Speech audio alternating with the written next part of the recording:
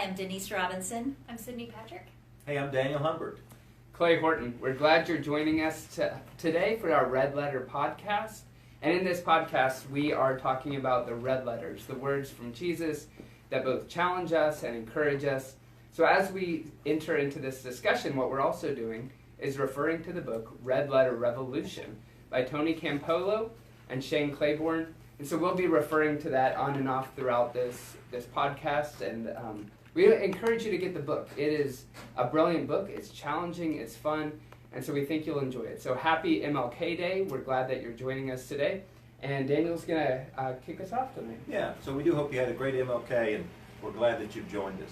So last week we talked about strange love, this love that's different because Christ calls us to it. And we were guided by Luke chapter 14, a couple of verses. So I'm just going to read those verses, and then we're going to go from there. So in verse 25, 26, and 27, it says, "Large crowds were traveling with Jesus, and he turned and said to them, 'If anyone comes to me but loves his father, mother, wife, children, brothers or sisters, or even life more than me, he cannot be my follower.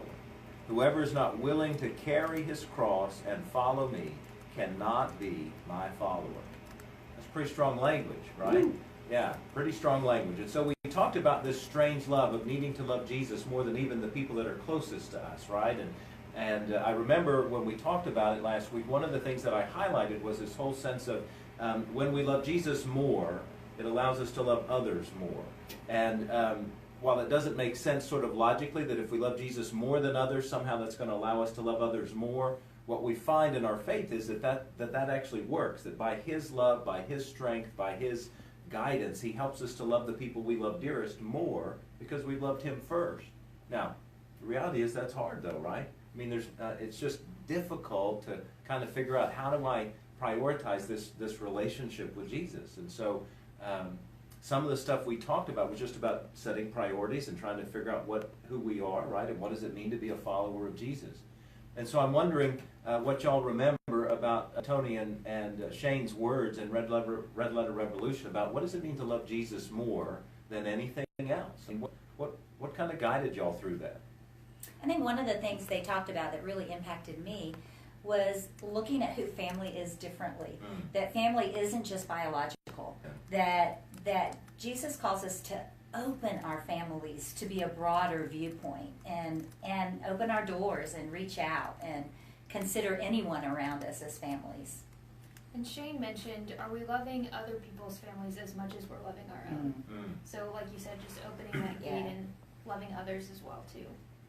I remember you even highlighted that last week about another man who did that. And so it's fascinating when you think that through, right? Are we loving other families as much as ours? That's a challenge.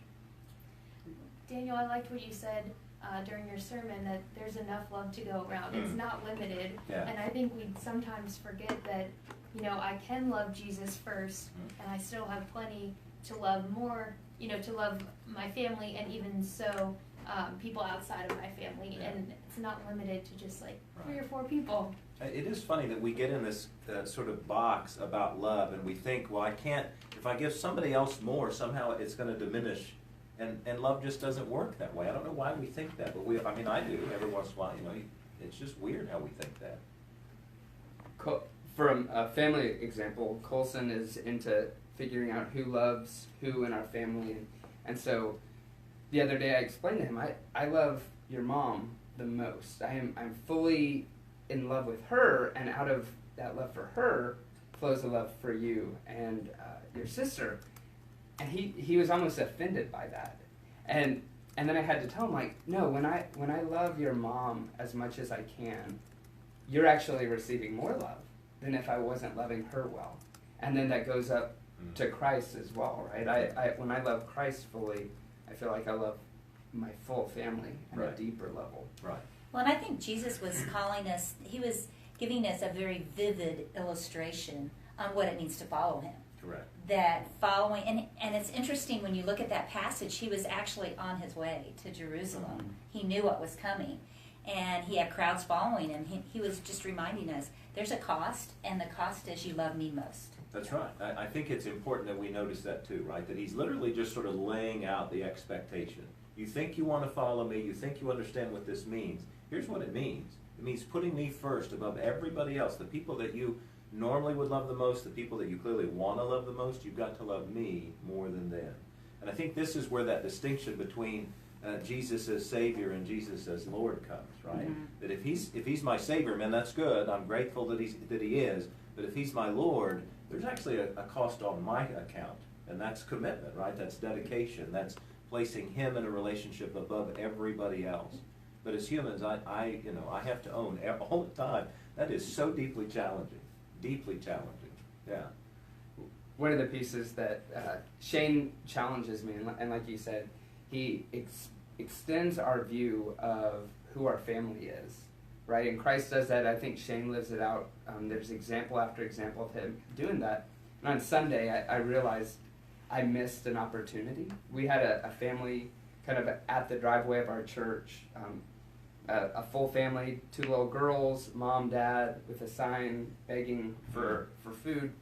And so I went out there and I packed a little bag of goodies and water. I gave them that, and I gave them 3 numbers of people who could help them with rent and utilities and people we partner with, right? So our church is involved. And then, I kind of said goodbye to them. And I told Aaron, I was just like, I wonder if I did as much as I should, because I was going home to eat with my family, right? That I was on my way to go spend time with my family.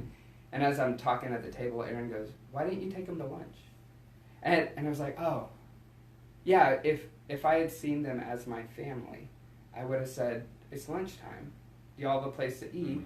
Either come to my house, share a table with me, or at the minimum, take them out to eat. And I love the idea of seeing everybody as my family, but in practical terms, I miss it. Right, that's the challenge, right? Thanks for sharing that. I mean, that's a perfect example of how easy it is to fall into the typical stuff that we all do, every last one of us. Well, and I like what Tony said when he said, we learn from those growing moments that you're not going to be the same tomorrow because of that experience yesterday. That you'll grow from it and your walk will change because of that. I think that's what I appreciate of them throughout the whole book is, they acknowledge what is needful to be a red letter Christian, and yet they also acknowledge that they fall short all the time, just like we do. And it's helpful to know both, right? It's helpful to realize I'm not there yet myself, and I've got a lot of work to do. And that way you don't necessarily browbeat yourself, but you also acknowledge I'm challenged by this. I've got more work to do, right? That's why I appreciate your story. I think it's very helpful. And I think on a broader sense, I remember Tony talking about the Statue of Liberty, saying, bring me your homeless, bring me your tired, and realizing as a country, we also fall short of that a lot. Yep. And that's written, it's been there for however long, and we're still here, and realizing how often are we forgetting about our homeless and our tired, and that's what our forefathers wanted, and even before that, what Christ wanted. Yeah. So you sort of you took that one step further, and I really appreciate that, Sydney, about sort of from family, sort of biological family or close personal folks that we really love and adore, to sort of national stuff, right? And so Jesus would say, and the Red Letter Revolution would say, so as much as we cherish the country we live in, as wonderful as this nation is, as much as it's the sort of best nation in the world, if you will, on lots of different levels, we still have to love Jesus more than we love our country. We still have to say that Jesus is beyond the United States of America. We still have to say that Jesus is more important than any national commitment, any political commitment, any of that stuff. And that becomes challenging too, right? But by doing that, you end up better serving your country or better leading your country, like we thought about it with our families as well. Right. Yeah. Right. Yeah, and it's interesting when you go back to, when you baptize a child, traditionally you don't say their last name. You say first name and middle name, but you don't say last name because we all receive the last name Christian in our baptism. And that transcends borders, that transcends every nationality, all those pieces. And so if you are baptized Christian, you are part of the same family, and yet we turn our backs way too often, myself included, on people who are part of my family. Right. And we miss that. I think that was in part the dream of MLK as well, right? this dream that my kids would be judged by the content of their character rather than the color of their skin. And the same could be true in terms of following Jesus, that we would be judged by the ways in which we follow Jesus, not the way we give allegiance to our country or allegiance to our family or allegiance to something else. And that is deeply challenging. That's hard stuff. Do you think that there's some generational differences in how we interpret that verse as far as what it means to put Christ above family? Are we in different places at different stages of our life on how challenging that is? Well, I think it might be more challenging for y'all because I don't have children. I don't have people I'm taking care of, and so I don't think of it because I was the one that was being taken care of. And so my parents were the ones that were having to put Christ first, and I haven't had to do that yet. Yeah. So I would say I may have the easier side of the spectrum here, but what do y'all think? Well, I do think that there is a difference between, sort of coming out of adolescence into adulthood and not having kids yet, and yet a complete reliance on siblings and parents and those kinds of, it's a similar kind of deal.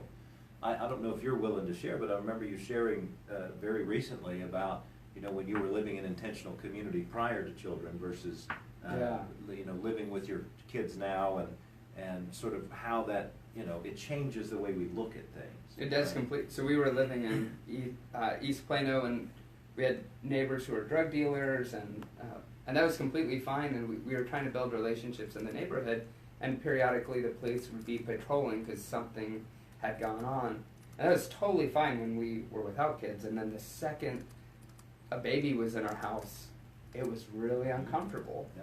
And even now, there was an incident in our neighborhood the other day, and we need a home security system. And home security, so I've been wrestling with, do I spend money to protect my family, but I could take that same amount of money and feed children and truly keep them alive. Yeah. And man, I think we wrestle with that all the time on how we spend our money and our time, and is my immediate family, there's an element of caring for them, but what's the line? I remember a professor years ago who had a daughter who died of leukemia, and that the death of that child led eventually to a divorce between he and his wife. And that divorce came primarily, and this comes primarily from him, right? So I'm really only hearing one side of the story, but the way he shared that was there was a radical difference in the way in which they grieved the loss of their daughter. He clearly grieved her loss, and so did the mom, but she grieved it in such a way that she became angry at God. Why did this happen? How could God have let this happen? Why did this take shape? And how horrible it is for God to do that. And grief can sometimes work that way, right? He, on the other hand, clearly was grieved, but he began to finally move through his grief by acknowledging what a gift it had been that the daughter died at age 12. What a gift it had been to have this girl for 12 years and to be blessed by God for those 12 years, and to rather than become bitter, to become grateful and to acknowledge the gift of those 12 years. And I say all that because I just think we all are challenged by the way in which we're impacted by family, right? And how much family, we often believe that those kids are ours. That somehow, because we've genetically made them, or in our case adopted them, that somehow they're our kids, when in fact they're really not, right? We are custodians or stewards or whatever, and yet, anytime we have stuff, we want to take care of it, right? We want to make sure it's all ours, right? And I think that's what happens is we begin to, we want to protect, it's a natural instinct, but then it begins to take us away from that relationship with Christ because we're so protective, right? It's a natural human instinct. Well, and even sometimes we elevate, particularly in the case of our children, we elevate them to where we're idolizing them much more than we should, Right. and fail to really recognize Christ in our lives. Right. That we're, every need that they have, every activity they do, everything, the world is revolving around all of that. Right. And we put our own spiritual journey aside. because we're so busy with that. And I think there's a danger in that, and I think that's exactly what Jesus was talking about. That's correct. That's correct. I think that's where the spiritual discipline of tithing that we started before we had kids has been helpful since we've had kids. So we've set aside a tithe for God, and then we live off the rest. But it would be, I mean, we could do some killer vacations if we didn't tithe, right? And our kids could be in the greatest leagues or the coolest activities, but we say this money is God's, and so in some ways that helps keep our life in perspective and says, okay, Christ is most important, and we live that, experience Christ in many ways through the church, and so we give the money there. So if there's opportunities to play soccer, we'll do that. But if we can't do this and this and this and this because we don't have enough money, that's okay, because we've got our priorities in line. And so I think even finances, when it comes to family, plays a big role in how we discern where we give our money. Right. Isn't it so interesting that we have so many families that are so generous to their family? How, I wonder why it's such a difficult concept to switch that train of thought for the generosity to Jesus instead of generosity to your family and having faith that he'll take care of the rest. Right, Yeah. right. I remember in the chapter on giving, they sort of discuss the very essence of what you were just talking about, Tony and Shane do, and they talk about how, I mean, you've listed several examples already, Clay, of how we tend to give to things that, clearly are good things, if you will, like athletic opportunities or vacations with our family. Those are good things, right? There's nothing wrong with those things. But when we sort of reallocate our resources there instead of first giving to God or first focusing on God, and in this case, we're just talking about money, right? But there are other forms, prayer and worship and other things. But when we focus on God first, then it challenges us to keep our priorities where they need to be, right? And we could feed more hungry kids if we didn't reallocate to this or that. We could help clothe some folks. We could bring clean, fresh drinking water to people, right? We could help provide housing for folks. If we would just sort of allocate more to God than we're allocating to sort of our own personal wants, right? Yeah. That was challenging. I remember that chapter reminds me of why we want those spiritual practices. And with the generational differences, I think there's different stages too, where I've experienced God in different ways, and Christ has come first at different stages of my life that's lived out. But when I first kind of entered the ministry, I had infants, right, like little kids. But I thought I have to fast, but I'm also going without sleep because of the kids. And so what I realized, I was just grumpy.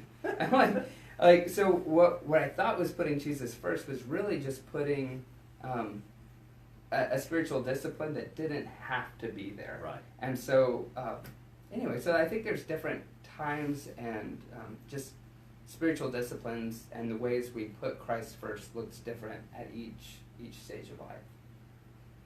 Well, and I think we fall into the trap, or at least I do. I don't know about y'all, but I tend to justify and compromise with family more than anybody else sometimes. That even more sometimes than I do with myself, and that again is that conflict that we're having sometimes with when is Christ first, when is he not, and are we allowing him to be first of our lives, and what does that even look like? It's such a strange love. It really is literally countercultural, right? We always, in the culture, we want to put family first. I mean, like you've mentioned sort of the idolization of family. And so when we start sort of talking about them in sort of conflict or whatever, it makes us feel, gosh, am I being a good dad, or am I being a good parent, or am I being a good family member? And I think the reality is we can be better if we'll just prioritize, right? That was one of the things Tony talked about that in the book that really resonated with me because of having been a youth minister, is he talked about the number of kids that truly felt a calling to God to either go on a mission trip or even to do something bigger, and their parents said, oh no, you can't do that. And I remember how many times I had kids that would want to just do even a small thing, but it put God first. As simple as miss out on a week of practice for their sport to go on a mission trip. And the parents said, you can't do that. It'll harm your place on the team, and would put their foot down. And that's a great example of how we as parents sometimes don't allow our kids to put Christ first. And they're really wanting to do that. And I even remember saying to myself then, I don't ever want to stand in the way of what my daughters feel called to do by God. I would agree. Yeah. I've heard, pastors, kids will go off to college and then the parents come to the pastor, we just don't understand why our kid's not going to college anymore, or going to church anymore. They never go. And he's like, well, what was your God while your kid was in high school? And like, well, it was this and this and this, and periodically we were at church, but the kids watched their parents put other things in priority, and so the kids just kind of follow suit. Well, and another fascinating thing that I've seen over the years, I don't doubt that Denise has seen this over the years, and you've probably begun to see this, is parents who, get their kids very involved in the youth program or Sunday school or whatever, small groups, and they're very intentional about that for a long while, and then all the while they're sort of focusing on their kid, much like they would with their education, or much like they would with athletics, sort of church, if you will, and that church experience was just sort of, kind of a peg within the whole system. And then once their kid goes away to college, because they've been focused on making sure their kid was taken care of with regard to education or athletics or even their spirituality, they've not been taking care of their own spirituality, right? They completely lost sight. And over again, you would see people who, once their kid either went off to college or certainly graduated, the family just disappears. Because they have not found it a priority anymore, because the priority was not on their relationship with Jesus. It was on making sure their kid had, the right schooling, the right athletics, and sure enough, let's go through confirmation and let's get them in the youth program. But no sense of what does that really mean, and what does it mean for me, and how am I supposed to actually grow my soul as well, right? That gets back to what we were talking about last week, that there's a difference from just believing in Jesus to being a disciple, where you're really following Jesus. And it made me think of the summer in college that I took a class at a community college, so I didn't have to take it at A&M because it was hard at A&M, and I could take it pass-fail. And so I attended that class, but I was not a student. I did the bare minimum to get a pass, and and there were people in there that were really students, and there's a difference. Yeah. There's a difference. Yeah, and Jesus is saying in the scripture passage, you've got to be a student. You've got to be all in. Yeah. He says there's a cost, right? You've got to deny yourself, take up the cross, and follow me. This three-pronged deal is deeply challenging. I've tried to sort of live into that mantra that I gave us last Sunday, which is, if we will love Jesus more than others, we can love others more. And to just kind of, keep reminding myself of that it will allow me to love others more if I'll love Jesus more. Well, and Tony echoes Matthew and Luke both, where it said, you may not have a place to rest, or you may not have the wealth you're accustomed to. And I really like that reminder, because it's like setting an expectation of the verse we just looked at, and then saying, you're giving that up, and just know you really are giving that up. Right. And it is that cost. I think Jesus is reminding us, and Shane and Tony are for sure, that this followership of Jesus is more than playing a game. It's more than belonging to a club. It's more than participating in something that we think will just make us feel good, right? Yeah. And it's a never-ending struggle that we're going to go through. We're going to have moments like you shared that you had on Sunday. Then we're going to have moments where it's very clear that we're following Christ well, and then we're going to go back again and surprise ourselves with what we think and what we do and what we don't do.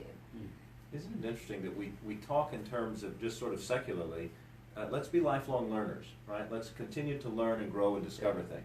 Why can't that be true of our faith? I mean, that's what we've been describing, right? We're never going to get it sort of always right, but why not keep being a lifelong learner with Jesus, where we figure stuff out more and more all the time? Yeah. Something y'all said earlier made me think of Tony and Shane mentioning the pack schedules and, checking the boxes, the school, the athletics, the church. And they talked about the American dream and the aspect of us living the American dream and how and what that one is going to do to our earth. And we're going to run out of resources by, I think they said 2062. And then also, what is that taking away from people outside of America? Right. And I think those were two big things of, we try to have it all. Right. And we're not supposed to have it all.